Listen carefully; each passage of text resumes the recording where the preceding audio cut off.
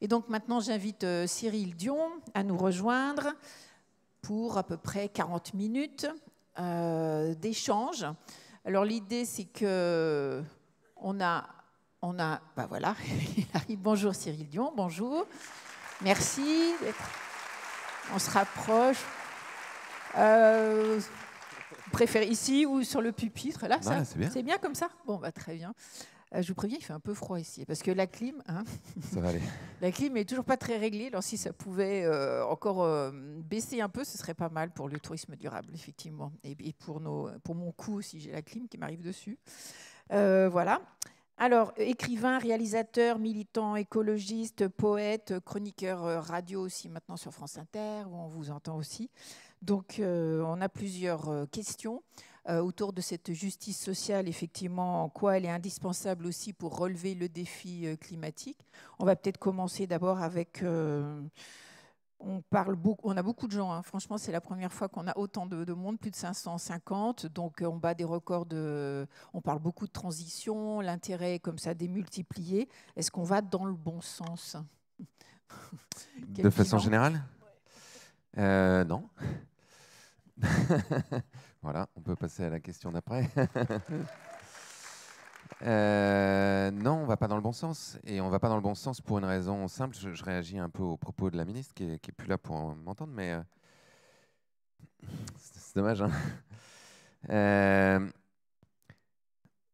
On ne peut pas continuer à se raconter qu'on peut tout faire en même temps. C'est-à-dire qu'on ne peut pas se dire il faut faire mieux avec moins, ce qu'on a donc entendu, parce qu'en réalité, ce qui se passe quand même, c'est que la dotation, notamment sur les questions écologiques, baisse de façon assez abrupte avec ce gouvernement-là, que ça se manifeste à la fois dans ce qui va être donné aux collectivités, donc qui va avoir des impacts sur ce qui va être investi sur le train, ce qui va être investi sur le vélo, mais que ça se manifeste aussi sur le fonds vert, que ça se manifeste aux aides pour les véhicules électriques. On a entendu que la question de la mobilité était centrale dans les émissions de gaz à effet de serre. Donc, bon, comment est-ce qu'on peut dire il faut absolument tout faire pour être le plus durable possible et en même temps investir de moins en moins? C'est un peu compliqué. C'est aussi un peu compliqué de se dire on veut être la destination la plus durable, on veut que notre tourisme aille de plus en plus dans une forme de lutte contre le réchauffement climatique. Et en même temps, il faut faire plus, plus, plus, plus, plus, plus, plus. Si je vous donne un exemple dans un autre secteur que le tourisme, j'ai été faire une sorte de mini-documentaire à la Poste qui a vraiment une trajectoire de décarbonation assez déterminée. Donc, ils font tout ce qu'ils peuvent à tous les échelons de leur activité, à la fois pour qu'il y ait moins de camions sur la route. Leur activité principale aujourd'hui, c'est livrer des colis. Donc, ils essaient de faire en sorte que là où il y avait besoin de 5 camions avant, il y avait besoin que seulement de 3, à la fois en réduisant l'espace vide dans les colis, donc en mettant plus de colis dans les camions, en rangeant mieux. À chaque fois qu'ils peuvent remplacer des camions thermiques par des camions électriques, ils le font. Ils font le dernier kilomètre en vélo. Ils mettent des panneaux solaires sur les toits des centres de tri. Ils font même des mini-forêts urbaines autour. Et donc, grâce à ça, ils réduisent considérablement ce qu'ils appellent l'intensité carbone de chaque colis. Donc, nous, on regarde ça et on se dit, bah, ouais, super, bravo, bravo de faire tout ça. Et après, on parle un peu du modèle économique. Et là, il m'explique que donc avant Covid et après Covid, il y a entre plus 30 et plus 40% de colis qui sont livrés par la Poste et qu'ils estiment que d'ici à 2030, il va y avoir plus 100% de colis. Donc bon, je ne suis pas hyper fort en maths, mais je leur disais, si on baisse l'intensité carbone de chaque colis et qu'on a plus 100% de colis, a priori, les émissions de gaz à effet de serre de l'entreprise, ils me disent, elles vont augmenter. Je dis, ah oui, d'accord. Et donc, par rapport à l'objectif global qui est d'essayer de réduire, ah bah oui, ça non, on ne va pas y arriver. Ah oui, d'accord. Parce qu'en fait, on ne se pose jamais la question du volume. On ne se pose jamais la question de la croissance, en fait, qui est le gros mot. Et on ne se demande jamais comment faire mieux avec moins, ça concerne aussi ça. Ce n'est pas simplement les baisses de dotation, c'est la quantité de matière et d'énergie qu'on va utiliser. Et ça, on peut refaire les calculs dans tous les sens. On le sait depuis les années 70, on le sait depuis le rapport du Club de Rome. Et même les les économistes ou les entrepreneurs ou les responsables politiques les plus obnubilés par la croissance et les plus, d'une certaine manière, gouroutisés par ce dogme de la croissance, qui ont essayé de regarder comment on pouvait faire du développement durable, c'est-à-dire on continue à développer, mais durable, de la croissance verte, sont quand même obligés de se confronter aux limites physiques de cet exercice. Dans le dernier rapport du GIEC, dans donc le 6e rapport et plus précisément dans le 3e volet, il y a eu une synthèse de ce qu'on appelle le découplage. Le découplage, c'est l'idée que vous allez pouvoir continuer à avoir autant de croissance, si ce n'est plus, en découplant cette croissance du PIB, donc, de la quantité de matière et d'énergie que vous allez utiliser. Donc en gros, c'est ce que la ministre vous racontait tout à l'heure. On va faire de plus en plus de tourisme, on va accueillir de plus en plus de gens, mais on va faire ça de façon totalement durable et tout ira bien. Ça, en fait, ce que les scientifiques donc, du GIEC qui ont aggloméré l'ensemble des recherches sur le découplage nous disent, c'est que ça n'est pas possible. D'une part, ça n'est pas possible pour toutes les activités économiques, c'est possible pour certaines, mais certainement pas pour toutes, et ça n'est pas possible suffisamment vite par rapport à la vitesse des phénomènes auxquels nous sommes confrontés. Vous devez connaître ces chiffres, mais théoriquement, ce que l'accord de Paris stipulait, c'était qu'il fallait qu'on reste en dessous d'1,5 degré de réchauffement global à l'échelle planétaire d'ici 2100. A priori, ce que les climatologues nous disent aujourd'hui, c'est qu'on va dépasser cette barre des 1,5 degrés aux alentours de 2030. Là, on a déjà passé 12 mois aux alentours de plus 1,6. En réalité, il faut que ça se stabilise sur 10 ans pour que les climatologues disent officiellement on a passé la barre. Mais on l'a déjà passé pendant 1 an. Et on est déjà à plus 1,3. Ce qui veut dire que les phénomènes climatiques qu'on voit déjà à l'œuvre, on parlait de Valence tout à l'heure, vous vous rendez compte quand même que Valence, c'est 217 morts. 217 morts. Imaginez, si on déporte le problème, si on avait une attaque terroriste qui faisait 217 morts. On en parlerait toute la journée. Là, on a 217 morts à cause d'une catastrophe qui est liée aux circonstances climatiques. C'est-à-dire que les scientifiques disent, là, c'est une première évaluation, hein, que les pluies ont été 12% plus violentes et qu'elles avaient 50% de chances de plus d'arriver à cause du changement climatique, et que ces phénomènes-là vont non seulement être plus fréquents, mais sans doute encore plus violents. Donc on est dans une situation qui est déjà catastrophique. Mais pour chaque fraction de degré de plus qu'on va prendre, c'est-à-dire là on est à plus 1,3 en moyenne, plus 1,4, ça va être encore pire, plus 1,5, encore pire. Sur la question des canicules, par exemple, à chaque fois qu'on prend 0,1 degré, c'est 140 millions de personnes en plus sur la planète qui sont soumises à des chaleurs extrêmes et potentiellement mortelles. Donc c'est vraiment tangible, c'est directement tangible. Donc face à ce constat-là, face à cette tendance qui ne cesse de s'aggraver, et là on ne parle que du climat, on ne parle pas de la biodiversité, on ne parle pas des limites planétaires de façon générale, on a une obligation, là je serais d'accord avec la ministre, non seulement de trouver le moyen de réduire considérablement nos émissions de gaz à effet de serre, mais plus largement notre utilisation de matière et d'énergie, et d'adapter nos territoires le plus rapidement possible. Là, ce qu'on a vu à Valence, par exemple, c'est que nos territoires ne sont pas capables d'encaisser des précipitations d'une telle violence et d'une telle abondance. Nos territoires ne sont pas forcément capables d'encaisser non plus les canicules, les difficultés qui sont liées aux sécheresses, aux baisses de rendement agricole. Donc, il y a une véritable urgence à ça et qui doit mobiliser l'essentiel de nos moyens plutôt que de chercher comment, encore une fois, faire plus de profits ou plus de voyageurs. Mais alors, qu'est-ce qui fait, à votre avis, qu'on n'y arrive pas, enfin, qu'est-ce qui freine le changement, justement, à grande échelle? Qu'est-ce qui fait qu'on est toujours dans le plus et qu'on ne peut pas envisager le moins? C'est assez simple. En réalité, il y a plusieurs études aujourd'hui qui le montrent, notamment une étude célèbre qui a été faite par 2 universitaires américains en 2014, qui a été publiée par Princeton University. Ces 2 universitaires se posaient la question, finalement, dans nos démocraties représentatives, qui a réellement le pouvoir? Est-ce que ce sont les citoyennes et les citoyens moyens qui ont la possibilité d'orienter l'essentiel des décisions publiques. Ils ont pris plusieurs milliers de décisions qui ont été prises pendant une décennie aux États-Unis, et ils ont essayé de tracer, justement, de remonter le fil. Et la conclusion de leur étude, c'est que l'immense majorité, de l'ordre de 80% des décisions publiques, sont orientées par les 10% les plus riches de l'élite économique. Et que le poids du citoyen moyen est extrêmement faible dans les orientations politiques. Ce qu'on a pu mesurer de mille et une façons dans d'autres pays, ce qu'on a pu nous mesurer de façon très tangible au moment de la Convention citoyenne pour le climat, où des citoyennes et des citoyens tirés au sort ont formulé des recommandations, ont élaboré un plan qui est plus ambitieux que ce que tous les gouvernements ont fait depuis 30 ans, et qui a été mécaniquement, enfin, plutôt méthodiquement, détricoté par le gouvernement, sous l'influence justement de secteurs économiques qui ont cherché à défendre leurs intérêts particuliers. Ce qu'on peut comprendre. Mais théoriquement, la responsabilité des pouvoirs publics, c'est d'aller vers l'intérêt général. Or, aujourd'hui, si on se demande qui sont les 10% les plus riches de l'élite économique, et qu'on regarde par exemple quelles sont les 10 entreprises qui gagnent le plus d'argent, si on regarde par exemple en chiffre d'affaires, il y a encore 5 pétroliers.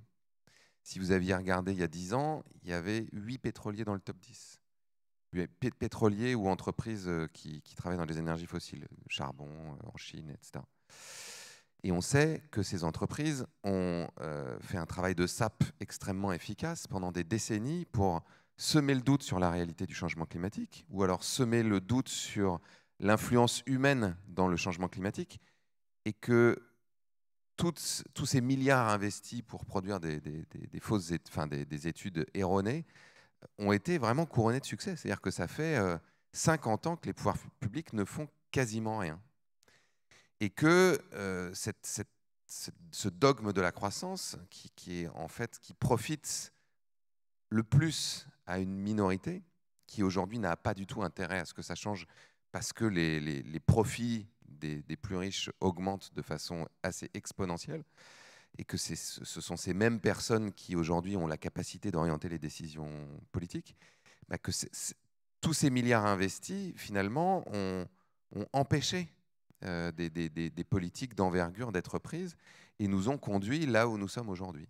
Donc on a un véritable enjeu à reprendre du pouvoir démocratique pour faire en sorte que, c'est comme un aiguillage de train, que l'ensemble des politiques publiques, mais aussi des actions individuelles ou des comportements individuels de chacun d'entre nous, des incitations des entreprises, aillent dans une autre direction. Pour résumer ça, et je finis avec ça, c'est un peu ce que disait Hubert Reeves quand il parlait de la crise écologique. Il disait, finalement, la crise écologique, c'est comme si on était un train qui fonce à 300 km/h sur une montagne. Le but, ce n'est pas de ralentir le train à 200 km/h, ce qui est le développement durable ou la croissance verte.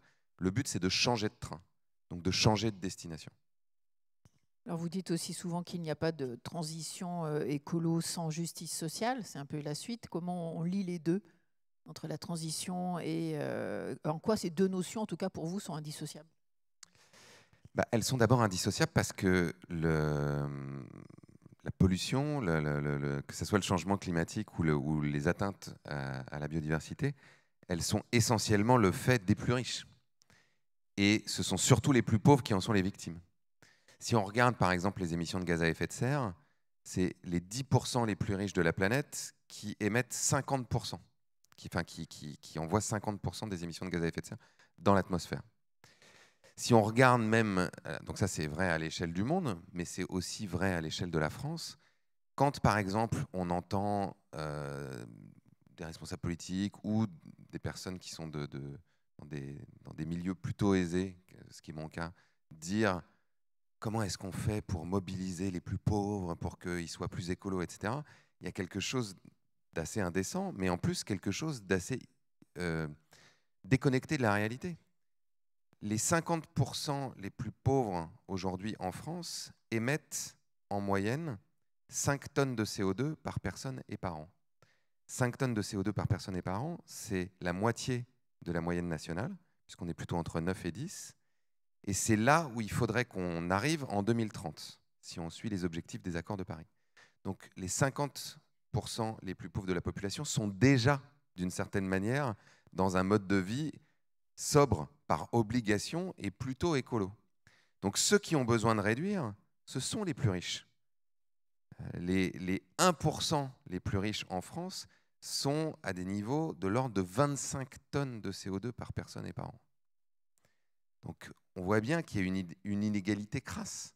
En revanche, ceux qui vont avoir les conséquences du changement climatique de la façon la plus tragique, que ce soit parce que leurs logements sont extrêmement mal isolés et donc qui vont payer plus cher de factures d'énergie en hiver, qui vont avoir plus chaud en été, bah, ce sont les plus pauvres. Ceux qui vont subir le plus la pollution de l'air parce qu'ils vont vivre en bordure de périphériques de grandes villes, par exemple, ce sont les plus pauvres. Ceux qui vont avoir le plus qui vont être les plus sujets, par exemple, à mourir de canicule, bah, ce sont ceux qui n'ont pas la possibilité d'aller se réfugier dans des endroits climatisés. Là, on parle de la France, mais on parle surtout aussi d'un certain nombre de pays. Vous avez vu, par exemple, en Inde, au Pakistan, au Mexique, que des gens sont morts littéralement de chaleur il y a quelques mois, que ceux qui subissent le plus les inondations, bah, ce sont souvent aussi les pays les plus en difficulté, le Bangladesh, le Pakistan, 33 millions de réfugiés, enfin de déplacés au Pakistan, là aussi, il y a quelques mois. Donc, on a vraiment une forme d'injustice qui se traduit déjà à cet endroit-là. Il y a une autre grille de lecture qu'on peut avoir sur cette question de la justice sociale, c'est que on se rend compte dans toutes les études qui sont menées sur l'acceptabilité des politiques publiques que les populations sont prêtes à accepter de faire un certain nombre d'efforts sur différents sujets si cet effort est partagé, voire même est équitablement partagé avec les plus riches. C'est-à-dire que typiquement, en 2018, quand le gouvernement propose de faire une taxe sur l'essence, donc en disant c'est une taxe carbone, c'est très important pour le climat, et que la population se dit mais comment se fait-il que cette taxe soit pèse principalement sur nos épaules, nous qui avons déjà du mal à joindre les deux bouts et qui sommes obligés de faire des pleins d'essence pour aller travailler, alors que des grandes multinationales comme Total en France continuent à faire des profits records, que finalement justement cette grande bourgeoisie, en tout cas cette élite économique, continue à gagner toujours plus d'argent et que ce sont eux qui sont les plus émetteurs, ce sont eux qui polluent le plus. Il y a une injustice crasse là-dedans. Donc on refuse, donc on se rebelle, et donc il y a une forme de recul des politiques publiques. C'était les gilets jaunes, c'était les bonnets rouges. Et donc, sur cette question, par exemple, de taxer le carbone, on n'en est toujours nulle part. C'est-à-dire qu'on n'y arrive pas. Et le seul moyen, d'une certaine manière, de surmonter cette difficulté-là, c'est d'avoir des politiques publiques qui font preuve de justice sociale. C'était le mandat, là encore, qu'on avait donné aux citoyennes et aux citoyens de la Convention pour le climat. C'était de dire, formuler un plan dans un esprit de justice sociale. Et c'est tout l'intérêt d'avoir des gens qui sont tirés au sort et qui viennent de toutes les réalités du pays. C'est que quand ils réfléchissent à une politique publique, ils ont des gens en face d'eux qui vont être directement impactés par ça. Et qui vont dire, attends, si on prend telle décision, moi, dans ma vie, ça va avoir telle conséquence, donc c'est impraticable. Donc, ce qui les conduit à réfléchir à des solutions qui soient non seulement acceptables par tous, mais qui soient justes. Justement, vous avez des exemples de, je dirais, concrets où l'écologie et la justice sociale se sont rejoints? Bah, tous les exemples qu'on vient d'évoquer. C'est-à-dire qu'il faudrait principalement faire peser le poids des taxes et de l'effort pour réduire l'utilisation d'émissions de gaz à effet de serre sur les plus riches. C'est-à-dire qu'aujourd'hui, on aurait besoin de taxer principalement ceux qui émettent le plus, ceux qui sont à 25 tonnes. Mais c'est la même chose sur la fiscalité. Et c'est absolument pas ce qui se produit aujourd'hui. On a des projets en tout cas qui sont linéaires. C'est un peu comme la TVA. Tout le monde paye la TVA alors que tout le monde n'est pas du tout dans la même situation économique. Donc on a besoin finalement que tout cet argent qui est récupéré chez les plus riches soit réinvesti chez les plus en difficulté pour tout ce dont on a parlé juste avant. C'est-à-dire pour isoler des logements de ceux qui sont dans des passoires thermiques, pour revoir les schémas d'urbanisation pour que des personnes qui aujourd'hui sont obligées d'avoir 2 voitures puissent peut-être en avoir une seule et un véhicule électrique et un vélo électrique, pardon, ou alors puissent utiliser des transports en commun. Il y a tout un tas d'endroits en France où aujourd'hui, dans des territoires périurbains ou ruraux, c'est très compliqué d'utiliser des transports en commun pour aller travailler. On est obligé d'avoir une voiture. Mais ça, c'est lié aussi, encore une fois, au schéma d'urbanisme et au fait que l'effort a surtout été fait sur des grands centres-villes, comme ici à Bordeaux, où effectivement, oui, il y a des vélos, il y a des trams, il y a une multitude de possibilités pour se déplacer autrement qu'en voiture, mais il y a des territoires où ça n'est pas possible. Ça, on aurait besoin d'en donner la possibilité à un certain nombre de personnes, de leur donner la possibilité d'avoir accès aussi à une alimentation locale, moins carnée. Donc, tous ces investissements, tous ces investissements-là, il faudrait qu'ils soient permis par la taxation vers ceux qui, aujourd'hui, sont les plus responsables du changement climatique. Et comment, donc là, on voit le rôle des politiques publiques, effectivement, qui pourraient jouer ce rôle un peu plus pour une transition écologique plus juste. Mais comment les entreprises peuvent essayer d'intégrer ces principes de justice sociale dans leur quotidien? On peut commencer comment? En se posant la question, en se demandant, là pour le coup c'est ce que la ministre évoquait tout à l'heure, mais en se demandant à qui s'adresse l'offre que vous allez mettre sur le marché. Est-ce que c'est accessible à tout le monde et qu'est-ce que ça va avoir comme impact? Et là, c'est intéressant justement de regarder le spectre de façon générale, écologiquement et économiquement. Parce qu'on pourrait se dire, mettre des billets d'avion à 39 euros, en termes de justice sociale, c'est chouette, parce que tout le monde peut prendre l'avion pour aller à l'autre bout de l'Europe pendant un week-end. Sauf que ça va participer à augmenter les émissions de gaz à effet de serre et donc à aggraver le changement climatique, qui vont à nouveau avoir un impact délétère, principalement d'abord sur les populations les plus fragiles. Donc d'une certaine manière, il y a une forme de logique de pompier pyromane. C'est-à-dire qu'on se dit qu'à un endroit, on éteint le feu des injustices, et puis il y a un endroit où on le ravive. De la même façon, dans les infrastructures qu'on va créer, est-ce que ce sont des prix totalement prohibitifs ou non? Là, aujourd'hui, par exemple, se déplacer en TGV pour aller en vacances, effectivement, ça émet beaucoup moins de CO2. En revanche, ça reste relativement cher, voire même très cher. Quand vous allez dans des endroits qui sont éco-conçus, il y en a plein qui sont hyper chers. Aller se nourrir dans des magasins bio, comme moi je fais, fabriqués pour les bobos, c'est vraiment loin d'être à la portée de tout le monde. Donc comment est-ce qu'on organise, là encore, une forme d'inclusion sociale qui est juste? Parce que c'est sûr qu'au niveau des destinations, on entend aussi souvent parler de monter en gamme, monter en gamme, monter en gamme. C'est aussi le mot d'ordre, parce que c'est là aussi où on dégage le plus de marge ou autre, et c'est ce qui quand même est opérant. Donc, il faut lutter contre ce modèle qui est destructeur, on le comprend, par rapport au climat. Ce dont on parlait tout à l'heure, c'est-à-dire d'aller vers une forme de sobriété, je pense que, et là pour le coup, effectivement, je rejoins ce que disait la ministre, même si je pense qu'on n'aurait pas les mêmes moyens d'y arriver, on a besoin de construire des imaginaires différents. Qu'est-ce que ça veut dire monter en gamme? Monter en gamme, est-ce que c'est toujours plus de confort qui demande toujours plus justement d'utilisation de matière et d'énergie? Ou est-ce que c'est proposer une expérience qui procure plus de sens, plus de bien-être, plus de bonheur et potentiellement plus de reconnexion au monde vivant? Proposer par exemple aujourd'hui un tourisme relativement local à des personnes, je sais que j'avais fait ça en région parisienne, moi en l'occurrence c'était à Rambouillet, il y a un truc qui s'appelait la forêt des Aigles, où on avait la possibilité d'aller dans un espace de la forêt qui avait été aménagé, qui faisait plus de 5 hectares, où on se promène, c'était encore perfectible, mais on se promenait dans les bois, et on avait la possibilité d'apercevoir des compagnies de sangliers, des hardes de cerfs.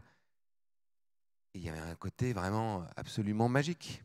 Et ce qui était dépaysant.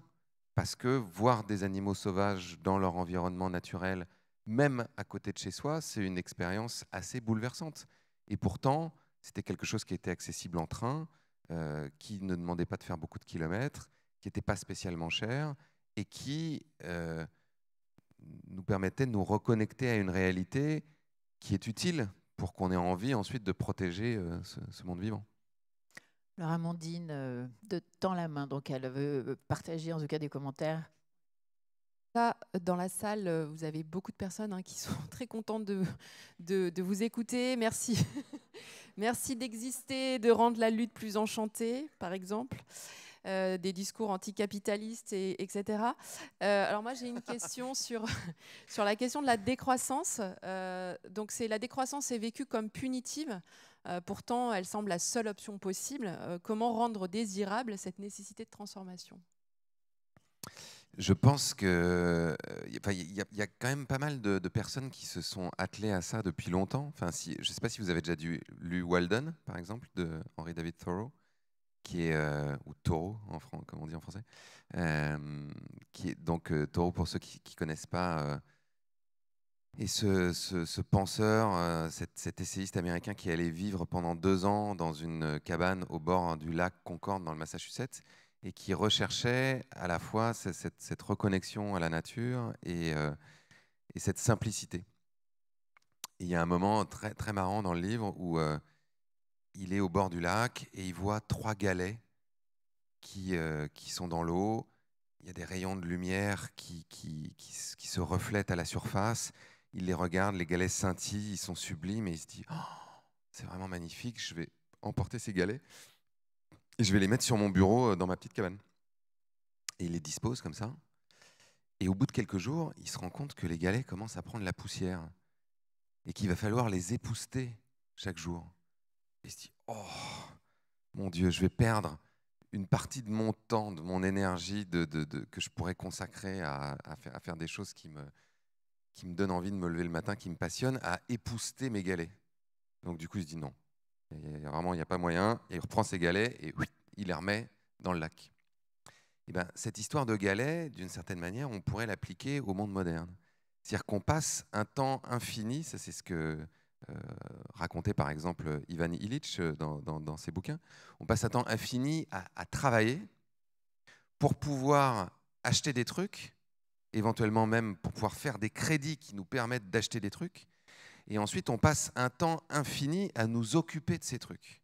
C'est-à-dire le week-end, à faire la lessive, à ranger, à faire le ménage, à s'occuper de la voiture, il faut la laver, faut la faire réparer. Et tout ce temps-là qu'on consacre à nos possessions, à nos objets, ben c'est encore une fois du temps qu'on ne peut plus consacrer à ce qui est le plus important pour nous. Je m'étais amusé à faire ce calcul-là, j'avais raconté ça à la Grande Librairie une fois, qui est vraiment une atrocité du monde moderne qui a été démultipliée par les écrans. J'avais calculé que si on passe 8 heures par jour devant un écran, c'est-à-dire qu'aujourd'hui c'est assez facile, hein, c'est-à-dire que si vous mettez bout à bout le temps que vous passez sur votre smartphone, vous savez, vous avez des applications qui vous permettent de savoir combien de temps vous avez passé par jour, plus le temps que vous avez passé éventuellement à regarder la télé ou des séries sur Netflix ou je ne sais quoi, plus le temps que vous avez passé sur votre ordinateur à travailler, donc disons 8 heures par jour sur un écran, vous allez passer 27 ans de votre vie derrière une fine pellicule de verre rétroéclairé. Si vous passez 8 heures à dormir, ce qui est de moins en moins le cas justement à cause des écrans, mais bon, disons que vous passez 8 heures à dormir, ça fait 27 ans dans votre lit. Ce qui veut dire que ça fait 54 ans à dormir ou à regarder un écran. Ce qui vous laisse à peine 30 ans pour le reste. Et dans ces 30 ans, il y a tout ce dont on a parlé. Faire les courses, le ménage, réparer la bagnole, les devoirs, tout ça là. Combien de temps il vous reste pour aller marcher dans la nature, pour faire l'amour, pour passer du temps avec les personnes que vous aimez, pour lire de la poésie, pour faire ce qui profondément vous passionne, pour aller contempler un coucher de soleil ou un lever de soleil, pour aller observer justement des cervidés, des oiseaux, très peu de temps. Et donc, ce que disait Illich, c'est que d'une certaine façon, au bout d'un moment, nos possessions nous possèdent. Et que revenir vers une forme de... C'est ce que disait Pierre Rabhi quand il parlait de sobriété heureuse, c'est qu'il disait que la sobriété avait quelque chose de libérateur. Parce que moins vous avez de possessions, moins vous avez besoin de vous en occuper, plus vous êtes léger. Moins vous avez besoin d'argent aussi. Et donc, il y a une forme de cercle vertueux à aller vers moins. J'ai un ami comme ça qui était géologue sur des plateformes pétrolières et qui, dans une forme d'épiphanie écolo, s'est dit ouh là là, il faut que j'arrête de faire ça, et qui a décidé de radicalement changer de vie. Et aujourd'hui, il est paysan dans la Manche, à Udy-Ménil, à côté de Granville, et il a 6 vaches. Autant vous dire que les autres éleveurs laitiers du coin se foutent bien de sa gueule, parce qu'ils disent qu'est-ce que tu fais avec 6 vaches? Avec ces 6 vaches, en fait, il est vraiment au max. Il y a une optimisation maximum, c'est-à-dire qu'il transforme lui-même, donc il fait du fromage bio qu'il va vendre sur le marché. Et il me disait, donc il vit avec sa compagne qui fait un peu de maraîchage et qui est pompier volontaire aussi. Et il me disait, nous, on gagne vraiment que dalle, quoi. Mais on sait un peu tout faire. Donc, ils habitent dans une yourte et puis en même temps, ils sont en train de construire leur maison, mais tout seul. Bon, du coup, ça prend du temps parce qu'ils n'ont pas trop de sous pour les matériaux, donc ils le font vraiment au fur et à mesure. Mais en même temps, ils aiment faire ça. Et l'essentiel de notre argent, on le dépense un peu dans des bouquins d'occasion, et puis de temps en temps pour des spectacles, de la vie culturelle. On s'en fout d'avoir plein de fringues, on s'en fout d'avoir une grosse bagnole, on a une vieille bagnole d'occasion. Et on a plein de temps pour le reste, pour ce qui nous plaît. Moi, j'ai 6 vaches et je lève le nez. C'est ce que racontait aussi un documentaire que vous avez peut-être vu qui s'appelle Herbe, qui comparait des élevages laitiers en système herbagé et en système intensif. Donc intensif, c'est-à-dire avec la grosse tabu, l'ordinateur qui calcule la ration qu'il faut que vous donniez à chaque vache, les céréales qu'il faut faire pousser et tout ça. Et c'était génial ce documentaire parce qu'on voyait donc il y avait une famille donc, qui était vraiment en intensif, et donc il y avait le père et ses fils, et qui disaient nous on travaille 16 à 17 heures par jour parce que là le bâtiment il nous a coûté 300 000 €, donc il faut que ça carbure parce qu'il faut rembourser tout ça, les emprunts, Puis de l'autre côté il y avait les gens qui étaient en système herbagé qui disaient nous on fait un gros mi-temps quoi. On gagne pas à BZF, mais en même temps voilà, on est bien, on profite de la vie.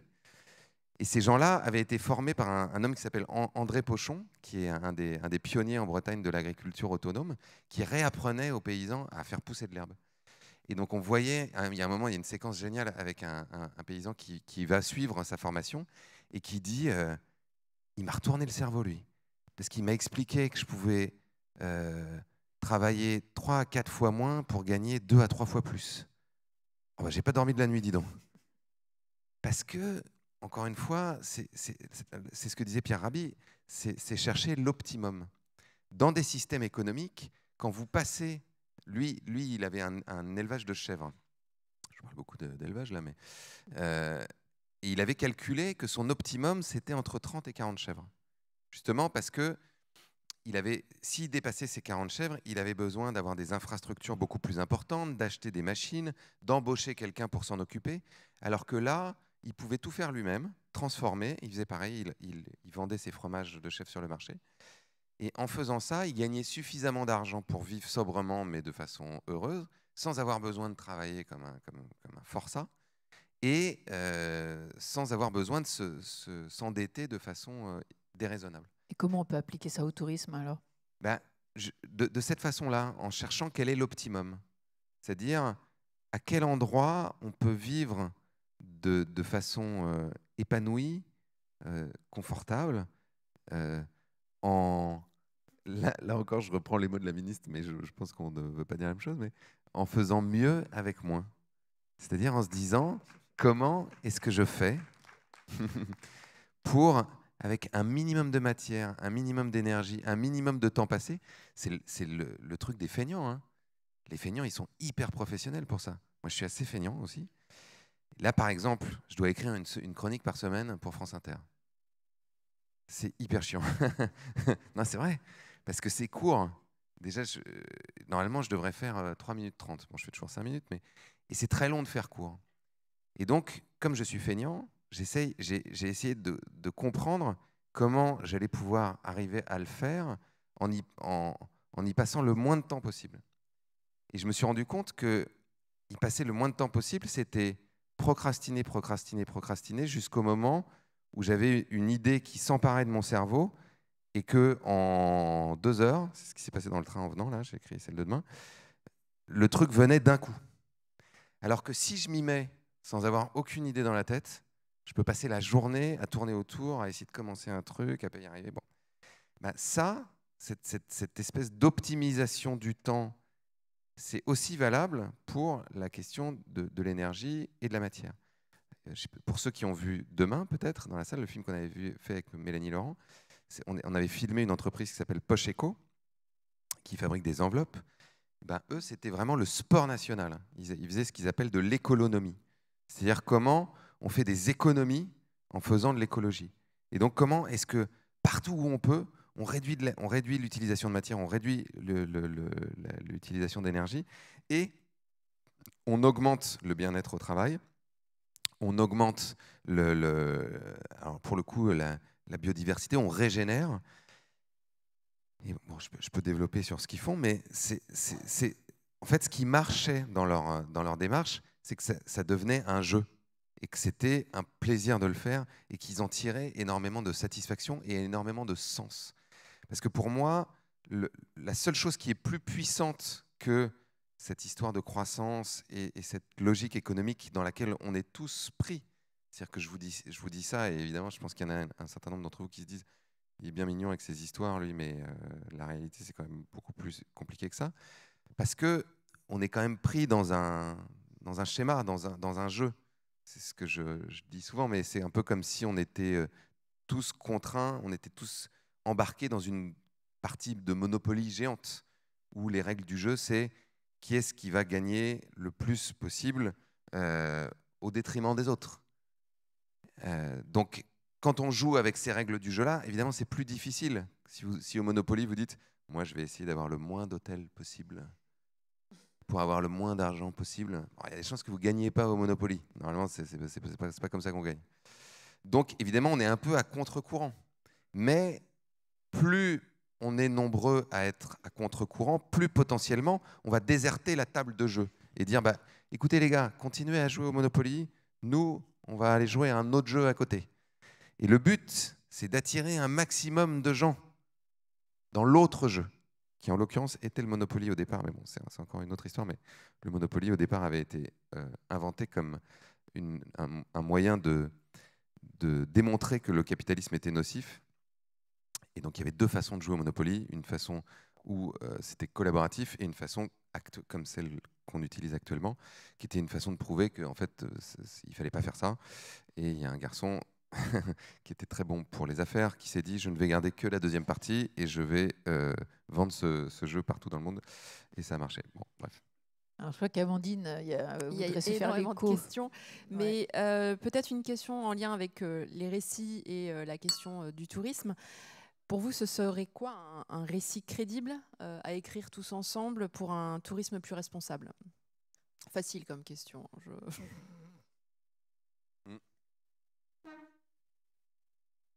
Pardon. Pour moi, les bases d'un récit qui peut nous emmener vers une société plus, véritablement soutenable, c'est un monde dans lequel, comme je disais tout à l'heure, on a changé de destination. Alors c'est une bonne métaphore pour le tourisme. Là, la destination, pour l'instant, comme je le disais à l'instant, c'est gagner le plus d'argent possible, le plus rapidement possible, avoir le plus de croissance économique possible. La destination qu'on aurait besoin d'atteindre dans un autre récit, c'est comment est-ce qu'on va défendre et perpétuer la vie sur cette planète. Donc, d'une certaine manière, comment est-ce qu'on va faire en sorte que on soit dans une forme de santé globale. C'est ce que dit un économiste qui s'appelle Éloi Laurent, qui a écrit un bouquin qui s'appelle « Et si la santé guidait le monde ?» Lui, il dit, je pense que l'indicateur de croissance au XXIe siècle, il n'y a qu'une solution, c'est de le remplacer par un indicateur de santé, en considérant que la santé des êtres humains est directement liée à la santé des écosystèmes. Donc si on se dit que c'est ça notre priorité, ça suppose de complètement transformer un certain nombre de nos pratiques économiques et de nos modèles économiques. On pourrait ajouter un deuxième ingrédient à ce récit, qui est ce que dit Baptiste Morisot, donc qui est un philosophe du vivant. Le récit d'avant, on pourrait le résumer avec ce mot de Descartes qui dit l'être humain doit être comme maître et possesseur de la nature. Baptiste Morisot, lui, dit on est des vivants parmi les vivants. C'est-à-dire qu'on a besoin de se réenchasser dans le monde vivant. Donc on a besoin de partager le territoire avec les autres formes de vie, avec nos compagnons sur cette planète. Il va même jusqu'à imaginer qu'on doive créer des relations diplomatiques avec les autres espèces. J'adore cette idée qu'il faudra qu'on crée des ambassades avec des missions pour aller parler, par exemple, aux loups en disant, bon, bah voilà, donc nous, on va se mettre là, vous mettez où, vous mettez là, d'accord. Donc, il faudrait qu'on mette en place un système pour délimiter, pour que vous veniez pas chez nous, qu'on vienne pas chez vous quand il n'y a pas besoin. Ce que les loups font, par exemple, entre eux, dans les meutes, avec des crottes. C'est-à-dire qu'ils utilisent les crottes comme des frontières pour partager le territoire entre les meutes. Ben ça, si on pense au tourisme, ça veut dire, quand on pense à l'aménagement du territoire, c'est passionnant. C'est-à-dire qu'on se dit, comment est-ce qu'on aménage le territoire pour le partager avec d'autres espèces, mais aussi pour que nos activités économiques, non seulement effectivement, nous fassent vivre, mais régénèrent le milieu. Comment est-ce qu'on fait pour qu'il y ait plus d'oiseaux, qu'il y ait plus de mammifères, qu'il y ait plus d'insectes dans les territoires qu'on va occuper qu'il n'y en avait avant? Comment est-ce qu'on fait pour que les humains qu'on va amener dans ces territoires-là, finalement, on les remette, comme je le disais tout à l'heure, en lien et en contact avec ces autres formes de vie qui le peuplent? Et comment est-ce que ça devient le but des personnes qui viennent visiter ces territoires, aussi bien que découvrir la beauté de réalisations humaines, que ce soit des réalisations architecturales ou de réalisations viticoles, au hasard, comme on est à Bordeaux. Bah, c'est finalement redéfinir ce qu'on entend par la culture. Pour l'instant, la culture, ça se limite à ce que font les humains. Alors que la culture, c'est plus vaste que ça. Notre culture, c'est aussi nos biotopes, nos écosystèmes. Et donc, le tourisme, d'une certaine manière, a besoin, à mon avis, d'embrasser beaucoup plus large sa vision de ce qu'un territoire peut partager avec les personnes qui y vivent et les personnes qui potentiellement viendraient le visiter. Alors, une dernière question pour vous, Cyril. C'est une question un peu générale, mais qui dit comment vous arrivez à garder la foi, à rester optimiste voilà, face à ce monde devant nous. Alors, je ne suis pas optimiste, mais alors absolument pas du tout. Je pense même qu'il faudrait être un peu demeuré pour être optimiste, étant donné la façon dont ça se passe, puisque finalement la situation ne fait que s'aggraver. En revanche, on peut se dire que je garde de l'espoir, mais ça, c'est... Moi, je crois que c'est constitutif à la nature humaine. Être en vie, pour un humain, au départ, c'est quand même assez désespérant. C'est-à-dire qu'on est la seule espèce qui naît et qui très rapidement apprend qu'elle va mourir. Vous savez que vous allez mourir. Vous êtes au courant? Quelqu'un vous l'avait déjà dit? Si personne ne vous l'avait déjà dit, je suis vraiment désolé de vous avoir appris ça ce matin. Pourtant, on ne se lève pas tous les matins en se disant « Oh, je vais mourir, c'est vraiment là, c'est l'enfer. J'ai perdu l'espoir, je suis pessimiste parce que je vais mourir un jour. » Enfin, si, il y a Woody Allen qui est comme ça, mais sinon, en dehors de ça, vous arrivez à vivre votre existence. Voire même, le fait que l'existence soit courte vous conduit à vous dire il faut rendre chaque instant le plus précieux possible. Faire en sorte que chaque journée soit la plus passionnante. Me sentir le plus vivant. Et éventuellement, être le plus utile possible aux autres. Participer chaque jour à laisser cette planète un peu meilleure que je l'ai trouvée en arrivant. Et ça implique, pour moi, et c'est vraiment le meilleur remède à l'anxiété. Moi, je suis un grand anxieux. Je suis traité pour ça. J'ai une très bonne psychiatre. C'est vrai. Je fais des attaques de panique. L'attaque de panique, vous savez, vous croyez que vous allez mourir. Donc j'allais, parce que maintenant ça va mieux, mais j'allais souvent aux urgences pour ça, parce que je croyais que j'étais en train de faire une crise cardiaque. Puis au bout d'un moment, j'arrivais aux urgences et je disais donc, soit je fais une crise cardiaque, soit je fais une attaque de panique. Et au bout d'un moment, les mecs me connaissaient, quoi. Donc un jour, il y a un interne qui est venu me voir et qui m'a dit bon alors, écoutez, sur le plan médical, pour moi, tout va bien. En revanche, j'ai un collègue en psychiatrie au 6e qui peut descendre et vous parler. Et donc, bon, c'est ça qui a fini par marcher. Le remède à l'anxiété, qui peut être aussi l'éco-anxiété, et pour moi, être éco-anxieux, c'est d'une certaine manière être sain d'esprit. Hein. C'est-à-dire que la définition de l'anxiété, c'est une anticipation négative du futur. Donc, l'anxiété, quand elle n'a pas de support, c'est voilà, vous allez vous imaginer tout le temps qu'il va se passer des trucs négatifs, le paroxysme étant que vous allez mourir.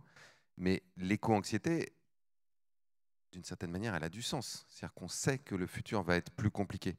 Donc, c'est un peu normal d'être anxieux par rapport à ça. Ça veut dire qu'on n'est pas des sociopathes, qu'on continue à avoir des émotions. Ce qui est une bonne nouvelle aussi dans notre capacité de réagir. Donc, le meilleur remède à ça, à l'éco-anxiété et de façon générale à l'anxiété, c'est de revenir dans l'instant présent. Ça va paraître un peu bouddhiste, c'est un peu du bouddhisme de comptoir, mais c'est l'idée que le passé et le futur n'existent pas. Que passer du temps à anticiper ce qui va se produire de façon négative ou ressasser ce qui s'est produit dans le passé, d'une certaine manière, ça ne sert à rien. Que tout ce qui sert à quelque chose, c'est ce que vous vivez ici et maintenant. Et donc, vous pouvez choisir de vivre ici et maintenant de la façon, comme je le disais tout à l'heure, la plus intense possible, de donner le plus possible de sens à ce que vous faites, de choisir un métier qui vous donne envie de vous lever le matin, qui vous permet d'exercer vos talents, qui vous permet d'avoir de la reconnaissance. Moi, ce qui me fait tenir, c'est que j'adore ce que je fais.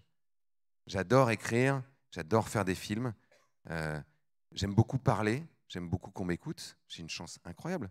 Vous êtes là, et depuis 3/4 d'heure, 1 heure, vous m'écoutez. Ce qui ne m'arrive jamais chez moi, par exemple, parce que mes enfants ne me laissent jamais en placer une. Il y a plein de gens qui adoreraient ça, qui se sentent incompris, pas reconnus. Là, j'ai 500 personnes devant moi qui écoutent mes idées, mes opinions sur la vie. Quand même de la chance.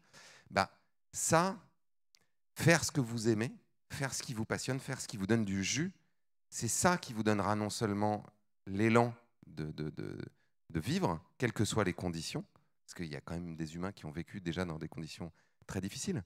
Je veux dire, les gens qui vivaient pendant les conflits mondiaux ou qui vivaient dans des moments de famine ou des époques où il y avait infiniment moins de confort que maintenant, ben, voilà, elles étaient toujours dans la même perspective d'essayer de vivre chaque jour.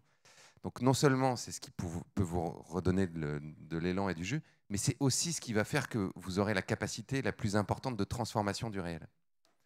Moi, j'aurais jamais imaginé que quand on a fait Demain, par exemple, avec Mélanie, des millions de personnes allaient le voir dans le monde, que des milliers de personnes allaient changer de vie parce qu'elles avaient vu ce film. Pas du tout. Moi, j'ai juste cherché à faire le film que j'avais envie de voir. Donc, d'une certaine manière, ne préjugez pas de l'impact de ce que vous pouvez faire. Faites ce qui vous semble être le plus important, ce en quoi vous croyez le plus, et on n'est jamais à l'abri de pouvoir participer à changer un peu le monde. Merci beaucoup, Cyril. Merci beaucoup pour ce message d'espoir. On n'est plus là. Ben voilà, c'est fini.